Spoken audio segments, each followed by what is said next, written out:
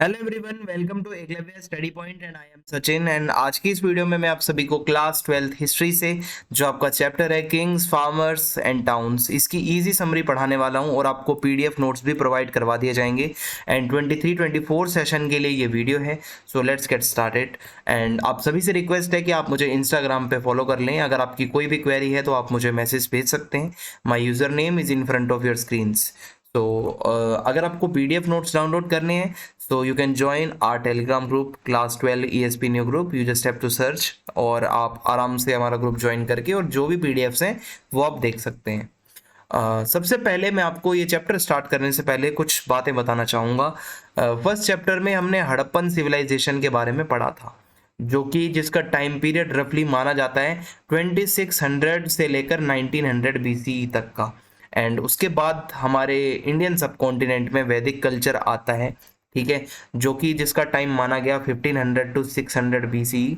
फिर उसके बाद हरियंका डायनेस्टी आती है, ठीक है। फिर उसके बाद शिशुनाग डायनेस्टी आती है, फिर नंद डायनेस्टी आती है और लास्ट में फिर है हमारा मौर्यन डायनेस्टी। सो आज का जो हमारा चैप्टर है वो हमें मौर्यन डायनेस्टी या मौर्यन एम्पायर के ऊपर ज़्यादा फोकस्ड रहकर हमें पढ़ना है।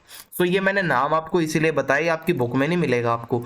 ये मैंने आपको एक क्रोनोलॉजिकल ऑर्डर बताया है कि मौर्यन एम्पायर आने से पहले कौन कौन सी डायनेस्टीज रूल कर रही थी इंडिया के कुछ कुछ पार्ट्स के अंदर या सब कॉन्टिनेंट के कुछ कुछ पार्ट्स के अंदर। सो मौर्यन डायनेस्टी का टाइम माना जाता है 321 से लेकर ये स्टार्ट हुआ था 185 BC तक। सो मैं आपको बताता हूँ फिर आगे अब क्या क्या है। तो देखो, सबसे पहले मौर्यन से पहले मैंने आपको बताया था नंदा डायनेस्टी थी। तो नंदा डायनेस्टी के जो फर्स्ट एम्परर है उसका नाम याद रखना है और लास्ट का नाम आपको याद रखना है। फर्स्ट एम्परर का नाम था महापद्मानंद, ठीक है, और लास्ट जो थे वो धनानंद थे। अभी जो धनानंद है ना, ये इसने क्या करा था, चंद्रगुप्त मौर्य, जिनका नाम आपने सुना होगा, ये मौर्यन एम्पायर को स्टैब्लिश करने वाले यही हैं। तो चंद्रगुप्त मौर्य के जो गुरु थे जिनका नाम था चाणक्य, आपने सुना होगा चाणक्य नीति के बारे में भी। तो चाणक्य की एक तरीके से इंसल्ट हुई थी जो कि धनानंद ने की थी, और उसका बदला लेने के लिए चंद्रगुप्त मौर्य वर्सेस धनानंद होता है और इसमें चंद्रगुप्त मौर्य जीतते हैं और जो नंद डायनेस्टी है ये पूरी खत्म हो जाती है एंड मौर्यन एम्पायर स्टार्ट होता है यहाँ से और चंद्रगुप्त मौर्य इसको स्टैब्लिश करते हैं। आई होप यहाँ तक की स्टोरी आपको समझ में आ रही होगी। अब इंट्रोडक्शन पे आते हैं। तो धीरे धीरे धीरे धीरे हड़प्पन सिविलाइजेशन के आगे के जो 1500 ईयर्स थे या जो जैसे जैसे टाइम बीता, सो मैंने आपको पीछे बता ही दिया है, वैदिक पीरियड भी आया था, ठीक है। ये डेट देख लो आप ना, ये वैदिक कल्चर है। 1500 टू 600 BC तक वेदों की रचना हो रही थी, हमारे कंपोजिंग हो रही थी वेदों की, ऋग्वेद, सामवेद, यजुर्वेद, अथर्ववेद की, और इसको वैदिक पीरियड भी कहा जाता है। और इसके बाद अब मैं आपको आगे समझाता हूँ। ये वो टाइम था जब हमारे नॉर्थ इंडिया के अंदर, डेक्कन के प्लेट्यू के अंदर और कुछ पार्ट्स ऑफ कर्नाटका में एग्रीकल्चरल सेटलमेंट्स का एमरजेंस हो रहा था। यानी कि जो हमारा नॉर्थ इंडिया है, जो हमारा डेक्कन का प्लेट्यू है और जो हमारा कर्नाटका का एरिया है, इन जगहों पर लोगों ने एग्रीकल्चर करना स्टार्ट कर दिया था अच्छे से, और लोग रह रहे थे सेटलमेंट पूरी अपने घर वगैरह बनाकर। और pastoral population in the Deccan and further south, और साउथ में और नीचे जाओगे तो पेस्टोरल पॉपुलेशन थी, जो जानवर वगैरह लोग पालते थे। और इसी टाइम पर अर्ली स्टेट्स के एम्पायर्स और किंगडम्स का भी इमरजेंस होता है। अब आपने हड़प्पन सिविलाइजेशन में कोई एम्पायर पढ़ा था? नहीं पढ़ा, क्योंकि उनको खुद नहीं श्योर है भाई आर्कियोलॉजिस्ट को कि हड़प्पन सिविलाइजेशन में कोई एम्पायर था भी नहीं, मतलब एम्परर था या नहीं था। लेकिन आज जो मैं आपको चैप्टर पढ़ाऊंगा, यहाँ प्रॉपर किंगडम थे, राजा थे, राजा महाराजा जो होते हैं ना, जो आपने सुना है हिस्ट्री में पढ़ते हैं, वो यहीं से स्टार्ट होते हैं हमारे इसी चैप्टर से। तो अब मैं आपको आगे बताता हूँ। एक थोड़ा सा यहाँ पर चेंज आया था इस टाइम पीरियड में कि जो डेथ होने के बाद में जो डिस्पोजल का मोड था वो थोड़ा सा बदल गया। क्या होता है कि जो जो बरियल्स होते थे, जो कब्र होती है, कब्र के ऊपर ना बड़े बड़े साइज के ये पत्थर रखे जाने लगे जिसको मेगालिथ कहा जाता था। तो एक ये नया तरीका आया था, साउथ इंडिया से ये स्टार्ट हुआ था। तो ये मेगालिथ और उसके नीचे फिर कब्र होती थी, और जो मरे हुए लोग होते थे, जो डेड होते थे, उनको बरी करा जाता था बहुत सारे टूल्स और वेपन्स के साथ, एंड उनके साथ में आयरन का यूज होने लगा था। सो फर्स्ट चैप्टर में हड़प्पन सिविलाइजेशन में हमने पढ़ा था आयरन, जो सॉरी आयरन जो है वो पता नहीं था उनको, लेकिन इस चैप्टर से आयरन का यूज होना स्टार्ट हो चुका था। अब आगे देखते हैं सोर्सेस क्या है हमारे पास, सबूत क्या है, कैसे हम कह सकते हैं कि ये सब हुआ था। सो एक तो हमें इंस्क्रिप्शंस मिलते हैं। इंस्क्रिप्शन क्या है, कोई भी हार्ड जो जगहों पर लिखा हुआ होता है, ठीक है, चाहे वो स्टोन हो, चाहे वो कोई पिलर हो, ठीक है, किसी भी हार्ड जगह पर जो लिखा हुआ होता है वो इंस्क्रिप्शन होता है। टेक्स्ट मिलते हैं हमें बहुत सारे, जो कि आगे मैं आपको बताऊंगा। कॉइन्स मिलते हैं, प्रॉपर सिक्के मिले हैं, और विजुअल मटेरियल जो हम देख सकते हैं, जैसे ये आप देख सकते हो आपके सामने ये लौह स्तंभ वगैरह या कोई भी ऐसा स्तंभ वगैरह अगर आपको दिखता है, तो ये सोर्सेस हमारे होते हैं। अब इसके बाद आता है जेम्स प्रिंसेप एंड पीए दस्सी। अब ये जेम्स प्रिंसेप कौन है भाई? ये जो फोटो आपको नजर आ रही है ये जेम्स प्रिंसेप है। ये एक ऑफिसर था ईस्ट इंडिया कंपनी के अंदर, ठीक है, और मेनली ये कॉइन्स वगैरह के लिए ये मतलब रिस्पॉन्सिबल था, कॉइन्स वगैरह को देखता था। इसने देखा कि कुछ कुछ कॉइन्स के ऊपर ब्राह्मी और खरोष्टी ये दो स्क्रिप्ट्स हैं जो यूज हो रही हैं सबसे ज्यादा। जैसे हमारी हिंदी देवनागरी स्क्रिप्ट में है, वैसे ही ब्राह्मी और खरोष्टी बहुत पुरानी स्क्रिप्ट्स हैं जो कि ज्यादातर इंस्क्रिप्शंस और कॉइन में यूज होती थी। तो ये इसकी नजर गई कि भाई ये तो कुछ गड़बड़ है। ये देखो ये ब्राह्मी स्क्रिप्ट है, ब्राह्मी को इस तरीके से लिखा जाता था। एंड ये इसके बाद खरोष्टी स्क्रिप्ट है जो कि आपके सामने है। खरोष्टी स्क्रिप्ट थोड़ा सा नॉर्थ वेस्ट का जो हमारा एरिया है, आप जब जाओगे पाकिस्तान अफगानिस्तान साइड, वहाँ पे ये खरोष्टी स्क्रिप्ट मिलती है। नॉर्थ इंडिया में और आसपास के इलाकों में हमें ब्राह्मी जो है स्क्रिप्ट मिलती है। अब आगे देखो क्या है, पीएदस्सी का मतलब क्या है। तो जेम्स प्रिंसेप ने एक चीज नोटिस करी, ज्यादातर जो सिक्के मिलते हैं, इंस्क्रिप्शन मिलते हैं, उस पे एक नाम मेंशन्ड है जिसको लिखा गया है पीएदस्सी। राजा को पीएदस्सी कहा गया है। तो पीएदस्सी का मतलब होता है प्लीजेंट टू बी होल्ड, यानी कि जो देखने में सुंदर हो, जिसके मुंह की आकृति बहुत अच्छी हो। और ये इंस्क्रिप्शंस बताते हैं कि ये अशोक, जो हमारे चक्रवर्ती सम्राट अशोक हैं, उनके लिए वर्ड यूज होता था पीएदस्सी। आई होप आपको यहां तक समझ आ रहा होगा। अब हम पढ़ेंगे, देखिए अशोक जो है ना वो one of the great ruler हैं, जो कि हमें पता चलता है बुद्धिस्ट लोगों ने जो टेक्स्ट अपने लिखे हैं, जो बौद्ध धर्म वाले हैं, वो बताते हैं कि सबसे इंडिया के जो आज तक के ग्रेट रूलर हैं उनमें से सबसे पहले अशोक का नाम लिया जाता है, ऐसा वो मानते हैं। अब देखो यहाँ पे एक टॉपिक है कि 6th सेंचुरी बीसीई का जो टाइम था, यानी कि 600 बीसीई का टाइम था, और ये एक मेजर टर्निंग पॉइंट क्यों है हमारी एंशिएंट इंडिया की हिस्ट्री के अंदर। सो ये जो 600 बीसी से 600 सी तक का जो टाइम है ना, ये बीच का, इसमें बहुत सारे चेंजेस हुए थे। सबसे पहला चेंज ये हुआ था कि आयरन का यूज होने लगा था जो पहले नहीं होता था। इसके अलावा कॉइन्स का डेवलपमेंट अच्छे से हो चुका था, तो अब लोग जो हैं जो ट्रेड वगैरह में हर जगह पे कॉइन्स का यूज कर रहे थे। और अर्ली स्टेट्स का एमरजेंस होता है, प्रॉपर स्टेट्स, प्रॉपर किंगडम्स जिनका यहाँ पे एमरजेंस देखने को मिलता है। नए नए रिलीजन आ गए थे। अब हड़प्पन सिविलाइजेशन में कोई रिलीजन एग्जैक्टली क्लियर नहीं पढ़ा हमने, बट यहाँ पर बुद्धिज्म और जैनिज्म रिलीजन जो है वो आ चुके थे इस टाइम पीरियड के अंदर। तो ये वजह है कि ये टर्निंग पॉइंट है। अब देखो हमारे इंडिया में उत्तर प्रदेश के अलग सीएम है, वेस्ट बंगाल की अलग सीएम है, दिल्ली के अलग सीएम है, तो हर स्टेट का अपना एक सीएम होता है। ऐसे ही हमारा जो सबकॉन्टिनेंट है, इंडियन सबकॉन्टिनेंट, वो एक टाइम पर बटा हुआ था स्टेट्स में, छोटे छोटे, जिनको जनपद कहा जाता था।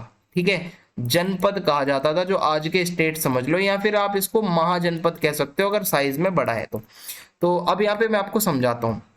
टोटल हमें 16 महाजनपद पढ़ने को मिलते हैं एंशिएंट इंडिया की हिस्ट्री के अंदर, कि हमारे पूरे इसमें एंशिएंट सबकॉन्टिनेंट में, इंडियन सबकॉन्टिनेंट में 16 महाजनपदास थे, यानी कि 16 बड़े बड़े स्टेट्स थे, टेरिटोरियल स्टेट्स या बहुत बड़े बड़े स्टेट्स, जिसमें से काशी है, कौशल है, अंग है, मगध है, वज्जी है, मल्ल है, शेरी है, वत्स है, कुरु, पांचाल, मत्स्य, शूरसेन, अशका, अवंती, गंधार और कंबोज। इसमें से आपको सिर्फ और सिर्फ एक ही महाजनपद के बारे में पढ़ना है, जो कि है आपका मगध। यही आपके सिलेबस में है, बाकी चीजें आपको नहीं पढ़नी। ठीक है, सो अब हम देखेंगे महाजनपदास जो होते थे, ये जो बड़े बड़े स्टेट्स होते थे जो मैंने आपको बताया है, इसके क्या फीचर्स हैं।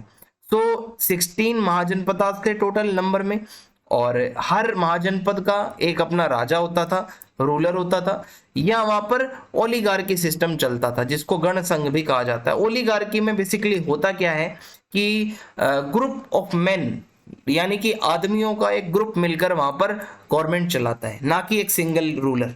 यहाँ पे ग्रुप पूरा मिलकर वहां पे रूल करता है, तो उसको आप ओलिगार्की कहते हो। तो कहीं कहीं पर ओलिगार्की होता था सिस्टम, कहीं कहीं महाजनपद जो होते थे, जो मतलब महाजनपद होते थे, उसमें ज्यादातर जगहों पर किंग होते थे, राजा होते थे प्रॉपर वहां के। गणा का मतलब होता है एक ग्रुप और एक असेंबली जहां पर बहुत सारे मेंबर्स होते हैं, जहां डिसीजंस लिए जाते हैं। और संघा क्या है, एक ऑर्गेनाइजेशन है। तो ये गण संघ मिलकर एक एसोसिएशन बनाते थे अपनी, और यही लोग रूल करते थे ओलिगार्की में कई कई जगहों पर, ठीक है। और वरना ज्यादातर सिंगल रूलर ही होते थे। फिर इसके बाद है, हर महाजनपद की जो कैपिटल सिटी होती थी वो फोर्टिफाइड होती थी। देखो हर स्टेट की एक राजधानी भी होती है, ये भी अब आपको पता होगा, ठीक है। और जैसे हर स्टेट की एक कैपिटल होती है, वैसे ही हर महाजनपदा की एक कैपिटल होती थी। कैपिटल को फोर्टिफाइड किया जाता था, यानी कि बाहर से उसकी दीवार बनाई जाती थी ताकि कोई भी डायरेक्ट अंदर घुस ना सके। और इसके लिए ये मेंटेन करने के लिए भाई रिसोर्सेज तो चाहिए होते थे स्टेट्स को। भाई ये इतनी अगर तुम्हें फोर्टिफाइड सिटीज बनानी है तो पैसा तो लगेगा। तो ऐसे में अपने नेबरिंग स्टेट्स को बहुत बारी लूटपाट कर ली जाती थी, या फिर टैक्स वगैरह वसूल लिया जाता था। टैक्स कलेक्शन वगैरह एक ऑप्शन होता था, ठीक है। तो इस तरीके से ये करते थे।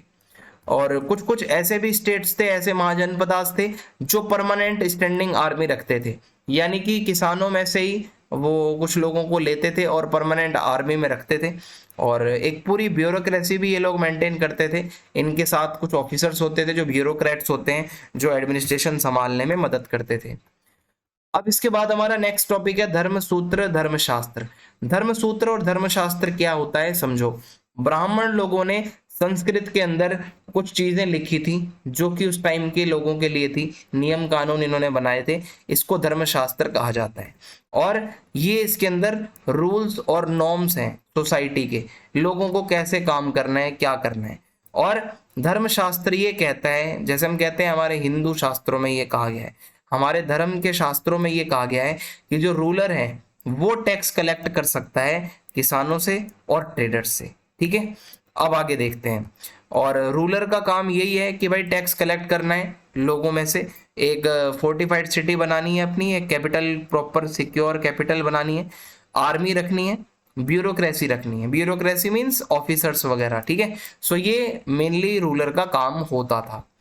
The kingdom of Magadh first among the 16 mahajanapadas में से सबसे ज्यादा पावरफुल जो है वो मगध का महाजनपद था। और मगध आज के बिहार के एरिया को आप मान सकते हो, ठीक है। सो मगध का जो एरिया है ये इस तरीके से ये वाले एरिया में हमें पढ़ना है कि यहाँ पे क्या था। देखो मैं आपको बताता हूँ। मगध आज प्रेजेंट डे बिहार है। तो मगध एक बहुत ही एंशियंट किंगडम था between the 6th and 4th century BC, ठीक है। 600 से 400 बीसी के बीच में मगध जो है वो बहुत ज्यादा पावरफुल हो गया था। और इसके कुछ ऐसे इसके पास एडवांटेजेस थे जो बाकी महाजनपदास के पास नहीं थे। क्या है ऐसा, एक तो इसका नेचुरल डिफेंस हो जाता था इसकी हिली सराउंडिंग से, ये बीच में था और चारों तरफ इसके पहाड़ियां थी, तो नेचुरली पहाड़ियों से इसकी डिफेंस हो जाती थी। और इसकी जो कैपिटल है वो पूरी तरीके से फोर्टिफाइड रहती थी, राजगाह नाम से कैपिटल थी। और राजगाह का लिटरल मीनिंग है हाउस ऑफ द किंग, जहां पर कैपिटल में किंग रहता था। फिर 4th सेंचुरी तक आते आते कैपिटल को राजगाह से शिफ्ट करके पाटलिपुत्र बना दिया गया, जो कि आज पटना नाम से जाना जाता है। आज पटना को आप जिस नाम से जानते हो पहले उसको पाटलिपुत्र कहा जाता था, जो कि मगध की सेकंड कैपिटल थी। और मगध एग्रीकल्चर में बहुत रिच था, मगध में एग्रीकल्चर बहुत अच्छा होता था। आयरन की माइंस थी इनके यहाँ पे, और आज की जो झारखंड के एरिया है ना वो भी इसी में ही आते थे। और यहाँ से आयरन की माइंस में क्या है कि भाई सामान मिल जाता है लोहे का, फिर वो उससे फिर टूल बनाओ, उससे वेपन बनाने में मदद मिल जाती है। एलिफेंट बहुत सारे थे मगध के आसपास, जितना भी जंगल का एरिया था वहां से एलिफेंट्स को आर्मी में सीधा डाल दिया जाता था। और कम्युनिकेशन के लिए इनके पास बहुत चीप और बहुत ही कन्वीनियंट कम्युनिकेशन सिस्टम था, जो कि गंगा रिवर से होते हुए और उनकी जो ट्रिब्यूटरी जो छोटी मोटी नदियां होती हैं उसको यूज करते हुए आप आ जा भी सकते हो। इसके अलावा बुद्धिस्ट और जैन राइटर्स जो हैं, जो कि मगध के बारे में लिखते हैं, तो वो बताते हैं कि यहाँ के राजा बहुत एम्बिशियस थे, बहुत ज्यादा नॉलेज वाले थे, यहाँ के राजा बहुत पावरफुल थे। जैसे मगध के कुछ रूलर्स के नाम बता रहा हूँ, बिंबिसार, अजात शत्रु, महापद्मानंद, ठीक है, ये कुछ ऐसे रूलर्स हैं जिनको जाना जाता है इनकी पॉलिसी मेकिंग वगैरह के लिए। बिंबिसार पहला जो है रूलर माना जाता है मगध का। मगध नाम से जो महाजनपद था उसका पहला रूलर। देखो हम यहाँ पूरे इंडिया की बात नहीं कर रहे हैं, पूरे इंडिया के वास्ट लेवल पे तो मौर्यंस ने रूल किया था, बट अभी जो मैं आपको पढ़ा रहा हूँ ना वो मगध के बारे में पढ़ा रहा हूँ, मगध की हिस्ट्री पढ़ा रहा हूँ। तो मगध जो है ये छोटा सा एरिया है और यहाँ पर जो है ये बिहार का आज का प्रेजेंट डे का एरिया है। सो मगध का पहला रूलर कौन था? बिंबिसार था। आगे बढ़ते हैं अब हम पढ़ेंगे मौर्यन एम्पायर के बारे में, आखिर ये लोग कौन थे। तो मगध किंगडम जो है ये अब चंद्रगुप्त मौर्य के हाथ में आ जाता है धनानंद को हराने के बाद 321 बीसी के अंदर, और चंद्रगुप्त मौर्य ने ही मौर्यन एम्पायर को एस्टेब्लिश किया था। पहला राजा मौर्यन एम्पायर का चंद्रगुप्त मौर्य ही था। इसने अपने कंट्रोल को नॉर्थ वेस्ट से लेकर अफगानिस्तान तक, बलूचिस्तान तक फैला दिया था। ये पूरा एरिया यहां से लेके नीचे यहां तक ये पूरा मौर्यंस के हाथ में था। तो सोचो कितना बड़ा इनका किंगडम था ये। और अब मैं आपको बताता हूँ चंद्रगुप्त मौर्य जो है उसके बाद बिंदुसार रूलर बनता है, बिंदुसार के बाद अशोक आता है। सो ये इनकी एक क्रोनोलॉजी है छोटी सी जो मैंने आपको बता दी है ताकि आपको याद रहे कि बिंदुसार फिर उसके बाद अशोक आता है, ठीक है, अशोक को आप सभी जानते हो। फिर इसके बाद है अशोक जो है उसने एक लड़ाई लड़ी थी अपने टाइम पर जिसको कलिंग वॉर कहा जाता है, और इसने ना उड़ीसा का जो कलिंग का एरिया है ना वहां पे कई लोगों को मार दिया था। बहुत ज्यादा आर्मी लेकर ये गया था, इसने मार दिया था कलिंग। देखो ये एरिया है उड़ीसा के आसपास वाला एरिया है ये कुछ। तो यहाँ पर इसने क्या करा था, आर्मी लेकर गया था और बहुत बड़े ज्यादा नंबर्स में लोग मारे गए थे, खून की नदियां बह गई थी। यहाँ से अशोक का माइंड ना बिल्कुल चेंज हो गया। इसने कसम खा ली कि इसका दिल भी चेंज हो गया, मैं आज के बाद कभी कोई लड़ाई नहीं करूंगा। ये इसने कसम खा ली यहाँ से अशोक जी ने। अब यहाँ पे मैं आपको कुछ सोर्सेस बता देता हूँ कि जो आज हम चैप्टर पढ़ रहे हैं इसके कुछ लिटरेरी सोर्सेस कौन कौन से हैं। तो देखो हमें मौर्यन एम्पायर के बारे में ना एक बुक से पता चलता है जो कि है अर्थशास्त्र। अभी अर्थशास्त्र क्या है आप इसको समझिए। चाणक्य नीति आप सभी ने कभी ना कभी सुनी होगी। चाणक्य जो थे, जो कौटिल्य भी जिनको कहा जाता है, ये अर्थशास्त्र नाम की बुक इन्होंने ही लिखी थी। मौर्यन एम्पायर के ऊपर है ये बुक पूरी, और ये हमें एडमिनिस्ट्रेशन के बारे में बताती है। चाणक्य का एक दूसरा नाम विष्णुगुप्त भी है, तो आप याद रखिएगा। इसके बाद एक बुक और है जिसका नाम है इंडिका। अब ये जो इंडिका नाम से बुक है ये क्या है, देखो उससे पहले आप अर्थशास्त्र के बारे में थोड़ी बातें और सुन लो। अर्थशास्त्र के अंदर 15 बुक आती हैं, 180 चैप्टर्स आते हैं, और 3 पार्ट्स में आप अर्थशास्त्र को डिवाइड कर सकते हो। पहला पार्ट जो है वो किंग और उसकी काउंसिल के बारे में बताता है और गवर्नमेंट के डिपार्टमेंट्स के बारे में। दूसरा पार्ट जो है अर्थशास्त्र का वो सिविल और क्रिमिनल लॉज के बारे में बताता है कि अगर कोई गलती करता है तो उसको क्या सजा मिलेगी। तीसरा पार्ट जो है वो डिप्लोमेसी और वॉर के बारे में बताता है कि किससे लड़ना है, किससे कैसे रिलेशन रखने हैं। सो ज्यादा इंपॉर्टेंट जो लिटरेरी सोर्स है हिस्ट्री का मॉरियंस की वो अर्थशास्त्र है, ये मान के चलो। इसके बाद एक और बुक है जिसका नाम है इंडिका। अभी इंडिका नाम की बुक जो है ना ये मेगास्थनीज ने लिखी थी। मेगास्थनीज कौन है? एक ग्रीक एम्बेसडर था, यानी कि ये बाहर से आया था इंडिया में। इसने देखा आसपास मौर्यंस को, किस तरीके से ये लोग रहते हैं, मौर्यंस के एडमिनिस्ट्रेशन को इसने देखा, मौर्यंस की आर्मी को इसने देखा, और उसके बाद इसने अपनी पूरी डिटेल अपनी बुक के अंदर लिख दी, इंडिका पुस्तक के अंदर, यानी कि इंडिका जो बुक थी। और मौर्यंस की एडमिनिस्ट्रेशन और खासकर उनका मिलिट्री ऑर्गेनाइजेशन इसने बहुत अच्छे से बताया। कुछ पुरानिक लिटरेचर भी हमें मिलता है, पुराण वगैरह हैं, संस्कृत में बहुत सारे टेक्स्ट मिलते हैं जो हमें बताते हैं मौर्यंस के बारे में। इसके अलावा इंस्क्रिप्शंस भी हमें बहुत मिलते हैं। पिलर इंस्क्रिप्शन, रॉक इंस्क्रिप्शन, यानी कि पिलर इस तरीके से हैं, इस पे लिखा हुआ है। ऐसे ही पत्थर मिलते हैं, पत्थरों पर भी लिखा हुआ है। तो ये कुछ आर्कियोलॉजिकल सोर्सेस हैं। अब हम अशोक के बारे में थोड़ा सा और पढ़ेंगे। तो अशोक पहला रूलर है जिसने अपने मैसेज पत्थर पर लिखवाए थे, पत्थरों पर वो अपने मैसेज लिखवाता था। और नेचुरल जो जो पत्थर होते हैं हमारे, या फिर जो पिलर होते हैं, ठीक है, जैसे खंबे टाइप से, उसके ऊपर ही अपने मैसेज को लिखवाता था इंस्क्रिप्शन की तरह। अशोक ने ना एक चीज को स्टार्ट किया था जिसको कहा जाता है अशोक का धम्म। अशोक का जो धम्मा है ना ये क्या है, कुछ मॉरल बातें, कुछ अच्छी बातें अशोक ने सभी लोगों को बताई जब उसने कलिंग का वॉर जीता। जब उसने देखा कई लोग मारे गए हैं मेरी वजह से, इसका पूरा दिल चेंज हो गया था और ये पूरा एकदम भाई रीसेट हो गया था जो अशोक हमारे सम्राट हैं। और देखते हैं क्या बताते हैं ये। तो ये कहते हैं कि आपको एक मॉरल लाइफ जीनी होती है, ठीक है। मोरलिटी एक बहुत जरूरी चीज है अगर आपको वाकई में आपको अगर खुशी चाहिए, क्योंकि कुछ इन्होंने ना एथिक्स की बातें बताई हैं जिसको धम्मा कहा जाता है। जैसे इसके अंदर ये आता है कि आप अपने से बड़े लोगों की रिस्पेक्ट करो, जो भी आपसे उम्र में बड़े हैं आप उनको हमेशा रिस्पेक्ट दो, और अपने माता पिता को हमेशा इज्जत दो। आप अहिंसा का पालन करो, हमेशा सच्चाई से प्यार करो, अपने टीचर्स अपने गुरुओं से प्यार करो, रिस्पेक्ट दो उनको, रिलेटिव्स के साथ अच्छा व्यवहार करो। इसके अलावा एनिमल सेक्रीफाइस मत करो, बलि मत दो किसी भी जानवर की। और इसके अलावा बहुत जो यंत्र, आप सॉरी यंत्र कह रहा हूँ, तंत्र मंत्र में और जो ये यज्ञ वगैरह में जो पैसा लगता है, जो रिचुअल्स होते हैं, सेरेमनीज होती है, ये मत करो। इसने बोला इसकी कोई जरूरत नहीं है। तो ये इसने अपने अशोक के धम्मा में ये बताता है। और इसके अलावा जो सर्वेंट्स होते हैं आपके, जो नौकर चाकर हैं, उनके साथ अच्छे से आप जो है बिहेव करो। और इसके अलावा प्रिजनर्स के साथ अच्छा बिहेव करो जो गवर्नमेंट ऑफिशियल्स हैं। और नॉन वायलेंस टू एनिमल, किसी एनिमल को मारो मत, ठीक है। और इसके अलावा वही है कि भाई मतलब बहुत अच्छे से अच्छे काम करो, कुछ भी गलत काम मत करो, सभी रिलीजन्स की रिस्पेक्ट करो, चाहे कोई भी रिलीजन से कोई आता है। और इसने अशोक ने ये सारे मैसेजेस को भिजवाने के लिए एक प्रॉपर ऑफिसर को भी अपॉइंट किया था। उस ऑफिसर को कहा जाता था धम्म महामात्र, ठीक है। इसका काम होता था ये सारे मैसेजेस को गांव गांव तक जाकर पहुंचाना। अब इसके बाद मौर्यन एडमिनिस्ट्रेशन के बारे में अब हम पढ़ने जा रहे हैं। मौर्यन एडमिनिस्ट्रेशन में 5 मेजर पॉलिटिकल सेंटर्स माने जाते हैं मौर्यंस के, जिसमें से कैपिटल सबसे ज्यादा फेमस थी जिसका नाम है पाटलिपुत्र।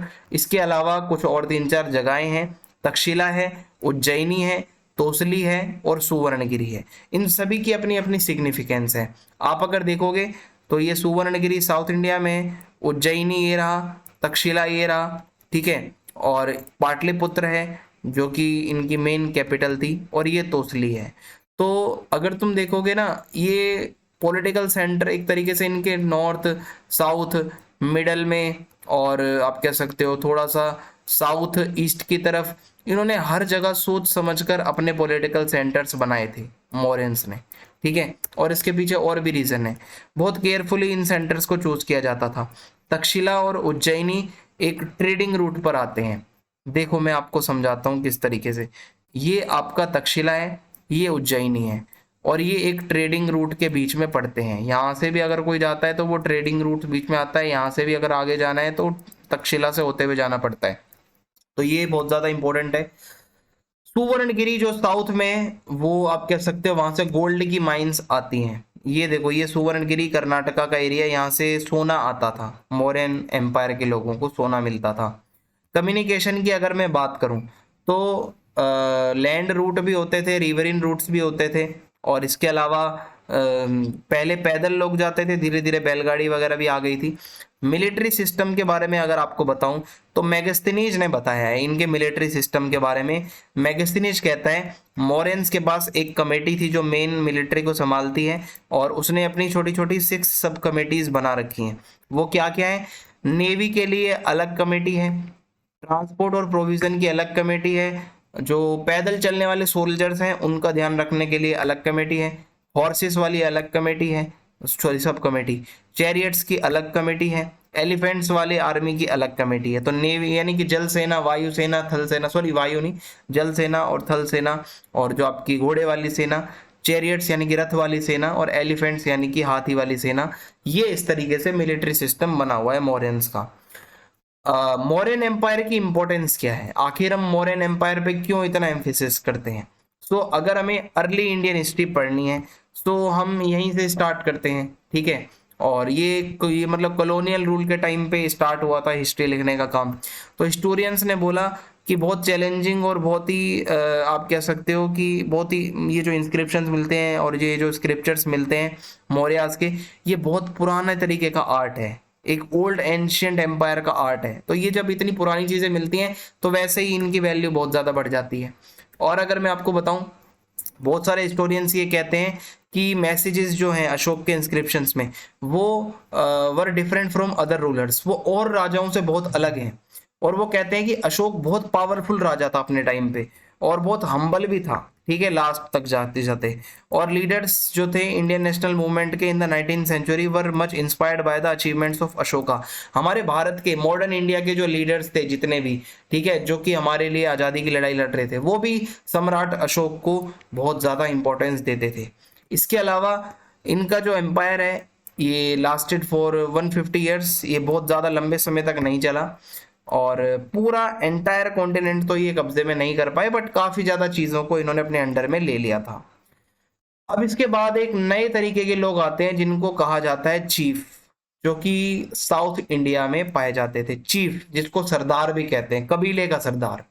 ये नए तरीके के कबीले या नए तरीके के सरदार टाइप से लोग साउथ इंडिया के अंदर आने लगे थे।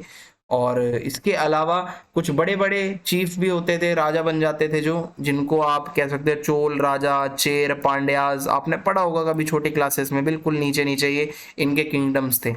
और प्राचीन समय में यानी कि एंशिएंट इंडिया के टाइम पर जो हमारा साउथ का एरिया है, नीचे की तरफ अगर आप जाओगे, जो आपका आंध्र प्रदेश है, ठीक है, जो आपका केरला है एंड जो तमिलनाडु है, इस पूरे एरिया को तमिलकम कहा जाता था। तो इन एरियाज के अंदर ये बहुत ज्यादा प्रोस्पेरस एरियाज माने जाते थे। इस पूरे एरिया को कंबाइंडली तमिलकम नाम से जाना जाता था। तो इन्हीं एरियाज में ये चीफ्स वगैरह हुआ करते थे। यहाँ से देखो आप, ये तमिलकम का पूरा एरिया है साउथ का। इसके अंदर चेर यहाँ पे होते थे लेफ्ट साइड में, चोल राइट साइड में होते थे और साउथ में पांड्याज होते थे, ठीक है। तो ये आपने कभी ना कभी सुना होगा, ज्यादा आपको डीप में जाना नहीं है। अब हमें ये साउथ इंडिया की हिस्ट्री कैसे पता चल रही है कि वहां पर कौन होता था, तो हमें कुछ ना टेक्स्ट मिलते हैं तमिल भाषा में जिसको संगम टेक्स्ट कहा जाता है। और इसमें पूरी डिटेल लिखी हुई है कि साउथ इंडिया में क्या क्या होता था, साउथ इंडिया की हिस्ट्री। अब मैं आपको बताता हूँ, जो सरदार होते थे, जो चीफ होते थे कबीले के, उनके पास क्या पावर होती थी। देखो, एक तो वो बहुत पावरफुल होते थे फिजिकली, मेंटली, और स्पेशल रिचुअल्स को वही लोग परफॉर्म करते थे, यानी कि मेन मुखिया होते थे। और अपने रिलेटिव्स, अपने परिवारजनों से उनको सपोर्ट मिलता था। और कोई अगर किसी का लफड़ा पंगा हो जाए तो उसको ये लोग शांत कराते थे। और लगातार जो भी लड़ाइयाँ होती थी, लड़ाई लड़ने में यही लोग आगे रहते थे। और अपने जो सबॉर्डिनेट्स होते थे, इनके नीचे जो होते थे राजा महाराजा, या इनके नीचे के जो लोग होते थे, जो फॉलोवर्स होते थे, उनसे ये लोग लगातार गिफ्ट वगैरह इनको मिलता रहता था। तो ये चीफ्स के बारे में कुछ बातें थी जो मैंने आपको बताई। बहुत सारे चीफ और किंग्स हैं, ठीक है, जिसके बारे में अगर मैं आपको बताऊं, जिनको रेवेन्यू मिलता था ट्रेड वगैरह से। यानी कि अगर कोई लंबी दूरी के पे ट्रेड करने जा रहा है तो जिस रास्ते से होता हुआ जाएगा वो आदमी, वो टैक्स देगा उस जगह का। सो वहीं से फिर ये लोग पैसा बनाते थे। जैसे सातवाहना रूलर्स थे, इन्होंने वेस्टर्न और सेंट्रल एशिया, सॉरी, वेस्टर्न और सेंट्रल इंडिया पे बहुत लंबे टाइम तक रूल करा है। ऐसे ही शक रूलर्स थे। शक रूलर जो हैं ये सेंट्रल एशिया के थे, इनका ओरिजिन, और ये नॉर्थ वेस्ट और वेस्टर्न पार्ट्स के अंदर ही रूल कर रहे थे इंडिया के टाइम, उस मतलब इंडिया के अंदर उस टाइम। तो अब यहाँ पे कुछ कुछ ऐसे भी रूलर्स आए बाहर से जो खुद को ना भगवान के बराबर बता रहे थे, देवताओं के बराबर बता रहे थे। जैसे इसमें आते हैं कुषाण रूलर्स। कुषाण रूलर्स जो हैं ये सेंट्रल एशिया को रूल करते करते नॉर्थ वेस्ट इंडिया तक आ जाते हैं। और इनके बारे में हमें इंस्क्रिप्शंस में, टेक्सचुअल सोर्सेस में, कॉइन्स में, स्कल्पचर्स, मूर्तियों वगैरह में पता चलता है कि कुषाण कौन थे। इन्होंने अपने स्टैचूज बनवाए थे कुषाण रूलर्स ने, और ये अपने स्टैचूज को मंदिरों में रखवा देते थे। और ये चाहते थे लोगों को ये लगे कि हम सीधा देवताओं ने हमें भेजा है, हम भगवान के अवतार हैं। और इन्होंने ऐसा ही कुछ अफगानिस्तान के भी एक मंदिर में रखा हुआ है अपना, यही मूर्ति जैसा कुछ, इसको कोलोसल स्टैचू कहा जाता है। इसके अलावा कुषाण रूलर्स ने अपने एक सिक्के चलाए और खुद को ये भगवान जैसा दिखाना चाहते थे। बहुत सारे कुषाण रूलर्स का एक टाइटल होता था देवपुत्र, यानी कि नाम के आगे देवपुत्र लगाना या फिर सन ऑफ गॉड। ऐसा क्यों? क्योंकि दुनिया को बताना कि जो हम रूलर्स हैं वो सीधा भगवान की संतान है और कोई नहीं। तो ऐसे में उसी टाइम पे चाइना के कुछ रूलर्स थे जो खुद को सन ऑफ हेवन बुलाते थे, तो इन्होंने उनकी कॉपी कर ली चाइना वालों की। सन ऑफ हेवन मीन्स स्वर्ग पुत्र, ठीक है। अब अगला टॉपिक है हमारा गुप्ता एम्पायर। गुप्ता एम्पायर जो है वो पूरे इंडिया तक नहीं था, वो नॉर्थ से लेकर और कुछ मिडल तक था, यहाँ तक मिड तक। तो ये पूरा एरिया था इनका। अब इनके बारे में समझते हैं। गुप्ता एम्पायर के बारे में हमें हिस्ट्री कहाँ से पता चलती है? लिटरेचर, जो चीजें मिली हैं, ब्राह्मणों ने जो टेक्स्ट लिखे, जैन धर्म वालों ने जो टेक्स्ट लिखे, बुद्धिस्ट लोगों ने जो टेक्स्ट लिखे, वहां से कॉइन्स मिलते हैं हमें, और बहुत सारे इंस्क्रिप्शंस और प्रशस्तिज मिलती हैं। यानी कि प्रशस्ति मीन्स किसी किंग के बारे में अच्छा खासा लिखा हुआ है, और वो पत्थर पर या किसी आप कह सकते हो कोई स्तंभ के ऊपर, कोई पिलर के ऊपर लिखा जा सकता है। देखो प्रशस्ति को और अच्छे से समझाता हूँ। ये क्या है, राजाओं को जब प्रेज किया जाता था, जब राजाओं को बढ़ा चढ़ाकर उनके बारे में लिखा जाता है, तो उसको प्रशस्ति कहा जाता है। प्रयाग प्रशस्ति बहुत ही फेमस प्रशस्ति है, जिसको इलाहाबाद पिलर के ऊपर आप पढ़ सकते हो। इलाहाबाद का जो पिलर है, जो इलाहाबाद स्तंभ है, वहां पे आपको ये पढ़ने को मिल जाएगा। इसके ऊपर ना बहुत ही कुछ लिखा हुआ है समुद्रगुप्त के बारे में। समुद्रगुप्त एक राजा थे और उनके कोर्ट पोएट थे जिसका नाम था हरिशेन। हरिशेन ने अपने राजा समुद्रगुप्त के बारे में इस पूरे पिलर के ऊपर बहुत अच्छा खासा लिखा है, उनके बारे में अच्छी अच्छी बातें। अब मैं आपको बताता हूं राजा के बारे में गांव के लोग, नॉर्मल लोग क्या सोचते थे।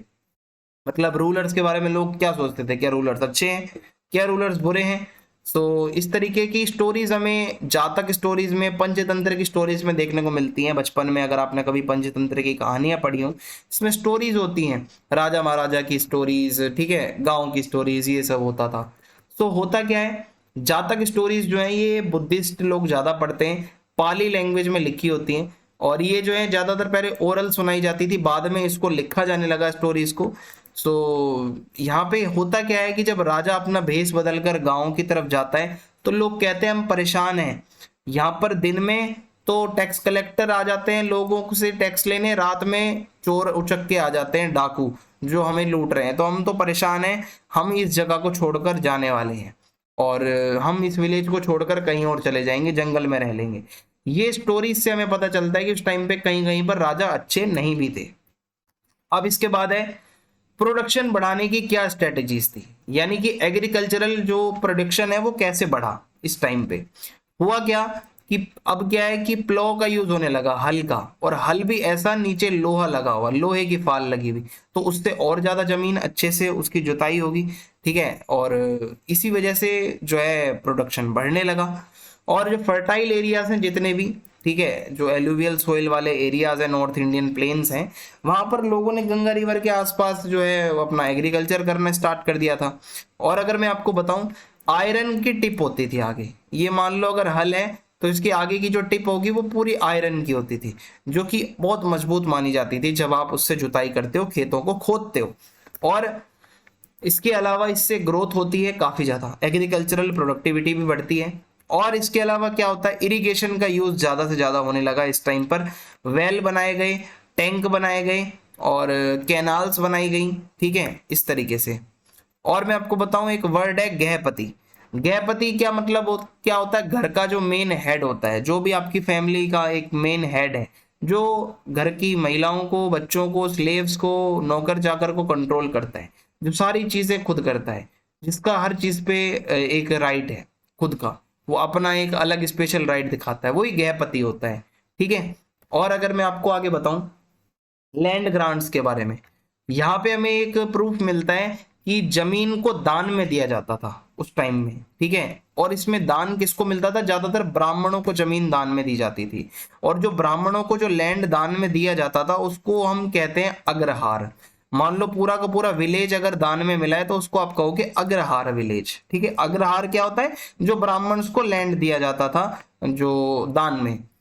इसके एविडेंस है प्रॉपर, हमें इंस्क्रिप्शंस मिलते हैं स्टोन के ऊपर, कॉपर प्लेट्स के ऊपर, इस पे लिखा है प्रॉपर कि भाई जेन्युइनली वहां पे दान में दिए जाते थे जमीनें। एक यहाँ पे फीमेल कैरेक्टर आती है प्रभावती गुप्त, जो कि चंद्रगुप्त सेकंड की बेटी थी। ये थोड़ा सा राजा महाराजाओं की फैमिली से आती थी, तो इनको थोड़ा राइट दिया हुआ था कि ये अपने पास कुछ जमीन संपत्ति जायदाद रखती थी। तो प्रभावती गुप्त ने भी लैंड ग्रांट करे थे। प्रभावती गुप्त ने कुछ जगहों को आप कह सकते हो दान में दिया था जमीन को, जो कि उस टाइम पे नॉर्मल जो एक वीमेन होती है उसके पास वो राइट नहीं था, बट इनके पास था। Next topic is new cities. अब इसको समझते हैं क्या है। 6th सेंचुरी बीसी तक आते आते अर्बन सेंटर्स का एमरजेंस यहाँ पे देखने को मिलता है हमें। बहुत सारे महाजनपदास को आप आप उनकी ग्रोथ होते हुए देख सकते हैं। और ज्यादातर जो महाजनपदास के मेन टाउन होते थे वहां कम्युनिकेशन का सिस्टम बहुत अच्छा होता था। जैसे कम्युनिकेटिंग रूट्स के ऊपर मेन मेन मोरेन्स की जो है अपनी जगहें थी, पाटलिपुत्र, पोहार, उज्जैनी, ठीक है। इसके अलावा पाटलिपुत्र को पहले ना पाटलीग्राम नाम से जाना जाता था, आज पाटलिपुत्र को आप ही पटना कहते हो, पटना का पुराना नाम है पाटलिपुत्र। और मगध के जो रूलर्स थे उन्होंने 5th सेंचुरी बीसी में डिसाइड किया था कि वो अपनी कैपिटल को राजगाह से बदलकर और जो है पाटलिपुत्र करेंगे, ये इन्होंने डिसाइड कर लिया था। और कैपिटल जो है मौर्यन एम्पायर की by the 4th century BC and one of the largest cities of Asia, जो यहाँ इन्होंने अपनी कैपिटल को चेंज करा, पाटलिपुत्र बनाया। अब यहाँ पे नेक्स्ट टॉपिक है अर्बन पॉपुलेशन। देखो राजा जो होते थे और जो उनके मिनिस्टर्स होते थे, बड़े बड़े लोग होते थे, वो फोर्टिफाइड सिटीज में, शहरों में रहते थे। बहुत ज्यादा आप कह सकते हो इन शहरों से आर्टिफैक्ट्स वगैरह हमें मिले हैं जब खुदाई करते हैं, जैसे मिट्टी के बर्तन मिलते हैं और ब्लैक कलर की पॉलिश करी हुई जो कुछ चीजें मिलती हैं मिट्टी से कुछ बना हुआ और बहुत ज्यादा चमकदार सा।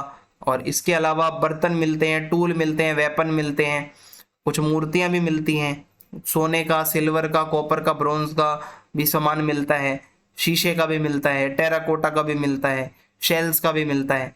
तो ये जगहों से सामान निकले हैं जो मैं आपको बता रहा हूँ।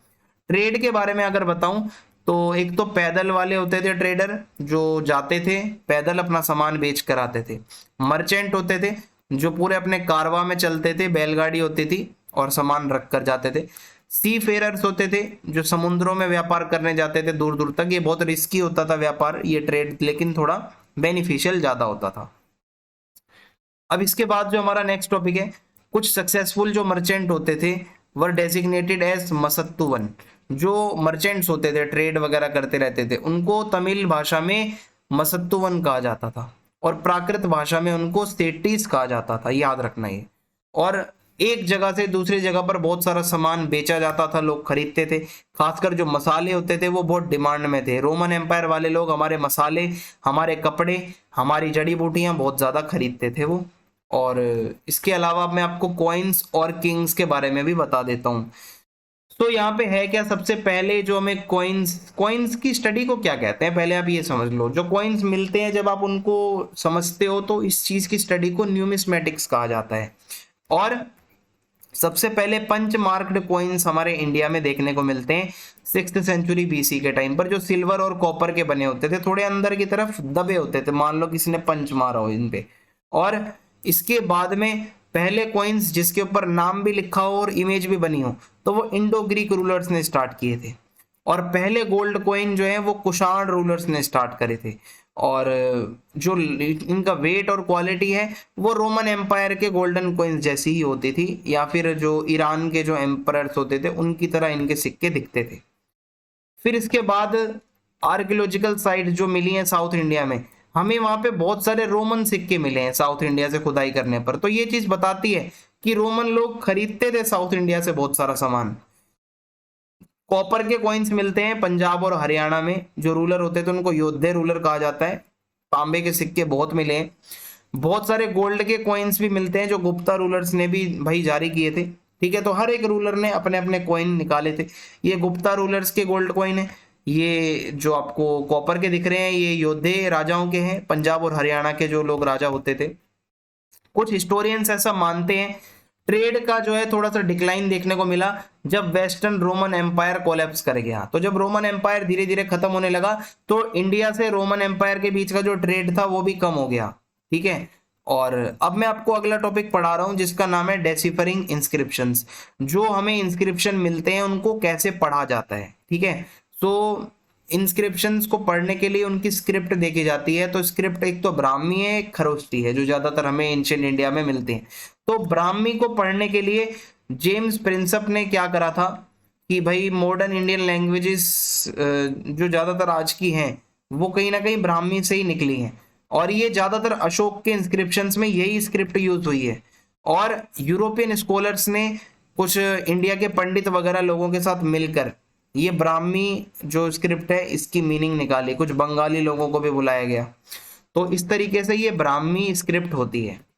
फिर इसके बाद में क्या था स्कॉलर्स जिन्होंने संस्कृत पढ़ी थी अच्छे से और मतलब ज़्यादातर चीज़ें उनको आती थी, तो बहुत अच्छे से उन्होंने इसको बता दिया कि क्या इसका मीनिंग है।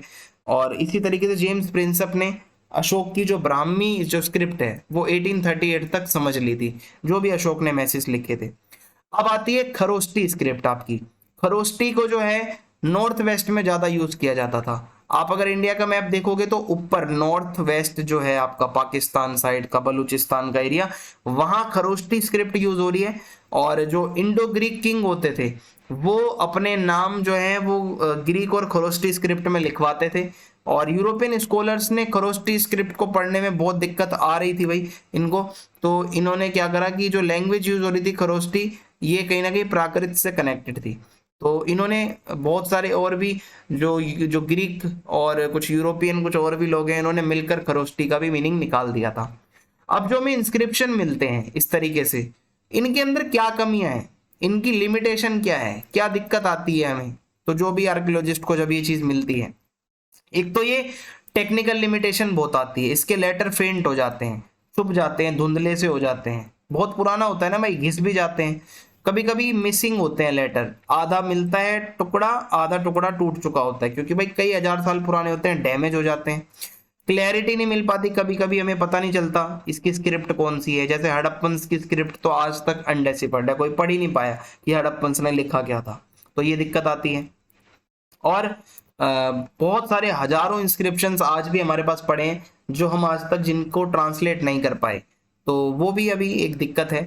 इसके अलावा कुछ इंस्क्रिप्शंस में सिर्फ राजाओं के बारे में ही लिखा हुआ है, भर भर के सिर्फ राजाओं के बारे में, नॉर्मल लाइफ के बारे में कुछ लिखा ही नहीं हुआ। एक normal day to day life की बातें हमें डिटेल मिलती ही नहीं है, इंस्क्रिप्शंस को बस राजा महाराजा ने अपने अचीवमेंट्स के तौर पर लिखवा रखा है। तो ये आज का हमारा पूरा चैप्टर था। आई होप आपको ये चैप्टर अच्छा लगा होगा मुझसे पढ़कर, और अगर अच्छा लगा है तो चैनल सब्सक्राइब करके जाना, कमेंट में फीडबैक जरूर लिखना, वीडियो को शेयर कर दें। जय हिंद, जय भारत।